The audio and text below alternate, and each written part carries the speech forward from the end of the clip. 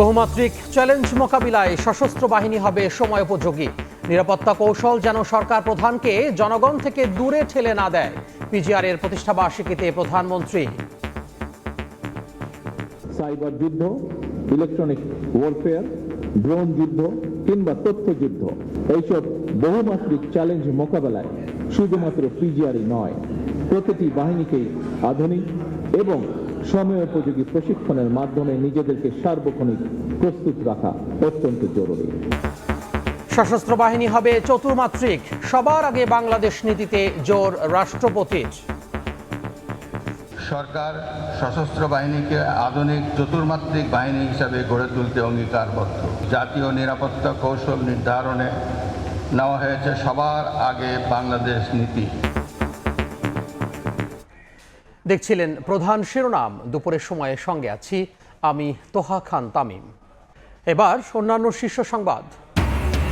মানবতা বিরোধী অপরাধে দল হিসেবে আওয়ামী লীগের বিচারে তদন্ত চলছে।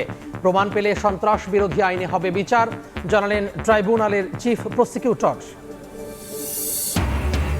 রাখাইনে সংঘাত শুধু সাময়িক নয়, সম্ভাব্য অর্থনৈতিক করিডর ঘিরে ভূ রাজনৈতিক প্রতিযোগিতা দেখছেন বিশ্লেষক। লড়াই দীর্ঘ হলে আঞ্চলিক অস্থিতিশীলতায় বাড়বে ঝুঁকি। হাম ও ডেঙ্গুর উপসর্গ কাছাকাছি হওয়ায় বিভ্রান্তিতে অভিভাবক। দেরিতে রোগ শনাক্তে বাড়ছে জটিলতা। 3 দিনের বেশি জ্বর থাকলে দ্রুত হাসপাতালে নেওয়ার পরামর্শ।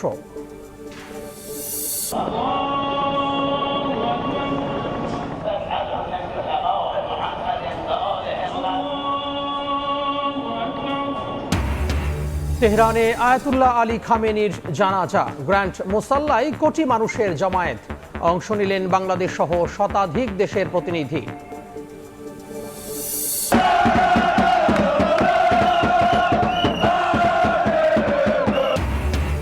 এমবাপের পেনাল্টির গোলে কোয়ার্টার ফাইনালে ফ্রান্স, দাপুটে জয় মরক্কোর। রাতে ব্রাজিলের সামনে নরওয়ে, স্বাগতিক মেক্সিকোর প্রতিপক্ষ ইংল্যান্ড।